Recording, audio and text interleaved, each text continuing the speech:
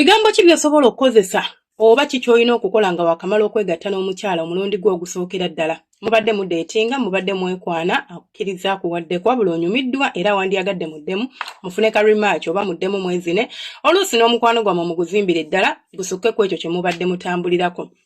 Ebiseera ebisinga bwe tuba tutandika relationship naddala abantu ab'obuvunaanyizibwa munansonyiwa kiba nga kyenjogedde kinenemu ku balala but waliwo abantu abagenda mu relationship nga tebalina purpose.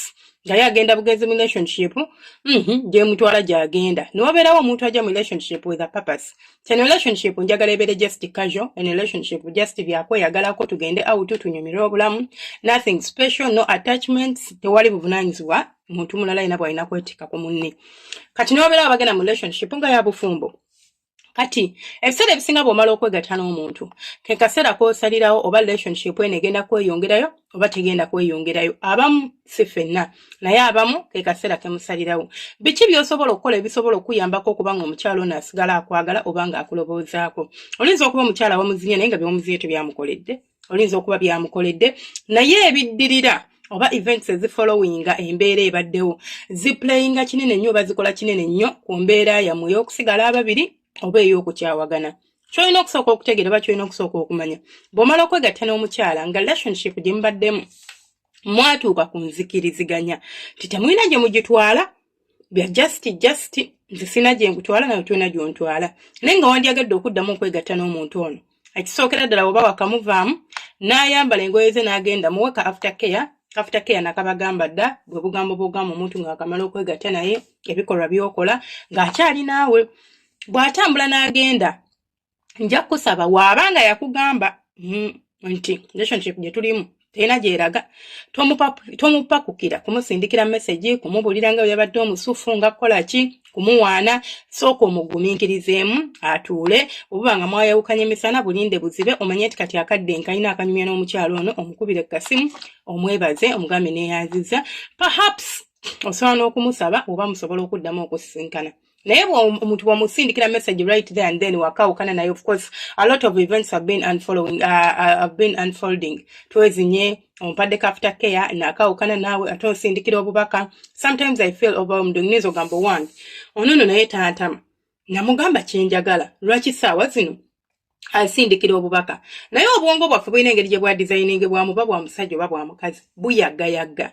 Singa omuntu tomusindikira bubaka ate atandika okubeera nga yeebuuza lwaki tansindikirako ka message lwaki tannambuuzaako bw'oba osobola nekiholding olunaku luno luyitawo n'obyogerako nkeera osobola otandika message ng'omugamba munnange neeyaziza nnyo olunaku lw'eggulo era neeyaziza nnyo akaddeko ke wampadde amazima gali nti nanyumiddwa era neesiimye okuba nga wampadde akadde ako nenkamalako naawe.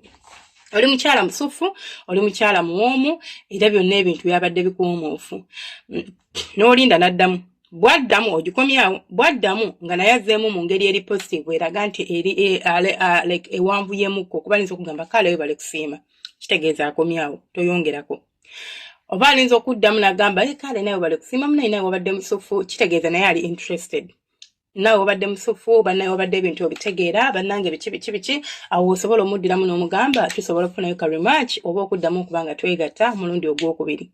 Singa omukyala gwe weegasse naye ye mukyala nti mufumbo era okimanyi bulungi nti mufumbo naawe oli mufumbo wabula yakkiriza okuwaako maybe omulundi gumu naye ayagala omuddamu omulundi ogwokubiri tomubebera muleke tomukubira leero tomukubira nkya bw'omumala okwawukana nga byonna biwedde muleke agenda atule mu bufumbo bwasirike muleke ayaayaani bw'oba oyagala okuddamu okwegatta naye yisawo ennaku 2 oba 3 omusindikire ka message oba omukubireko omwebaze tonyega ku byakuddamu kwegatta naye lindako wayitawo ennaku nga ziizo then olyokoddemu omugambe kisoboka okufunayo ka match ak'okubiri bannange wampoomera bannaye wankolera ebirungi nze eri gye wantuusa situukangayo omuwani waanaawo abeere ng'asobola okuddamu okwegatta naawe.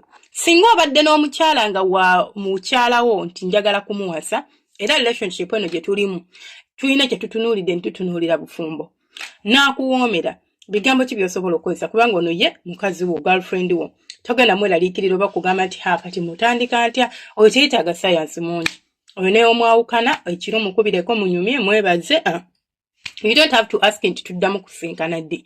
Oyo mulinde akadde kayite oddemu omusabe ng'era wamusaba omugambe mbadde nsaba tusinkane oba mbadde nsaba munnange kunfunirayo akadde nsulako mu kifuba kyo. Oyo teyeetaaga saayansi mungi era taliimu yadde akazibu konna nti oba agenda kumenya. Abasinga obuzibu be bano nga baali kiriya ku relationship yammwe oba nga mwali mutandika olugendo lw'omukwano alina bye yakugamba yagamba munnange mukulu John omukwano guno tuguyingirira naye njagala nkubuulire nti nze sigenda kubeerawo oba sigenda beera muntu just bya just kwewaako tewali bya feelings attached. Sometimes wamala okwegatta n'omuntu otandika okugrowinga feelings oba otandika okufuna obwagazi eri omuntu ono.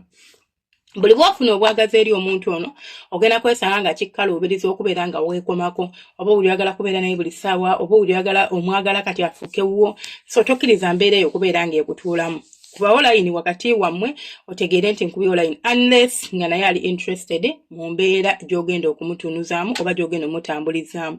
For example, oyinza okubeera n'omukyala oba n'omusajja naye nga si mufumbo, you were just being friends, like mbadde friends with benefits, mwewaako naye nga otandisa developing feelings eri omuntu ono. Oyo osobola okumukwana. Bwakkiriza bwagaana it is okay kubanga abamu ate bwe bakitegeera oba bwakirealizinga nti omwegwanyiza ate omukwano guggwawo bugwi oba akikomya bukomi nembeera nga temukyeyagala mu mbeera efaanaganako bwetyo.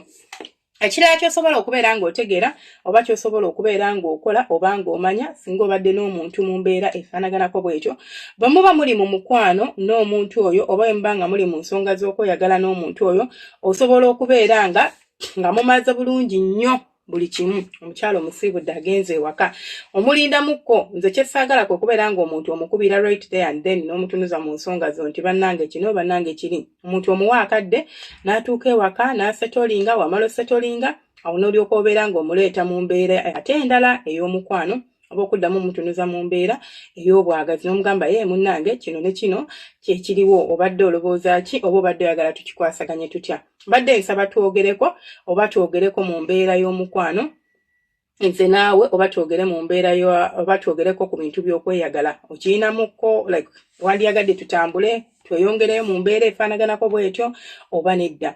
Bw'aba agambye nedda it is okay tokaka mbeera kubanga omukyala ate buli bw'omukaka oba okumutunuza mu mbeera ezifaanagana bwezityo ayinza okunyiiga obunyiizi oba n'akitwala nti omupressuringa yadde oluusi si ky'obadde ogoberedde oba si ky'obadde oyagala okutambulirako. So weewala okumutwalira mu mbeera efaanaganako bwetyo omutambulize mu mbeera emulaga nti mukaka ali very okay oba ali relaxed teyeeraliikirira oba kyonna ekinaabaawo kirinza okuleeta embeera y'okumwesibako kubanga baba tebabyagala. Abajja instead of okuddamu okwegatta naawe bw'omulaga nti ate oli so into her agenda kwewala oba agenda kwepena abeere ng'akubuusa emyala ne bw'oba bye wamukoze nga tebyanyumye totera nnyo tomukubira nnyo right there and then. Oluusi muyinako kagundi akasigiri n'oyagala kati njagala mmanye yanyumiddwa tiyanyumiddwa tokaka mbeera wekkakkanya osooke weefuge ojja kubeera ng'omuntu ono akunoonyaako ate ye yekka wanalaba nga tomukubidde okigenda kuwa omwagaanya agenda tegeera nti kirabika si yekka si nzinzekka ate anyumiddwa alabika bambi naye teyanyumiddwa kumbe gw'omanyi byewakoze byabadde bulongoto. Mubeere bulungi omukama abanjagalire abankuumire temujjanga okwo mweraba.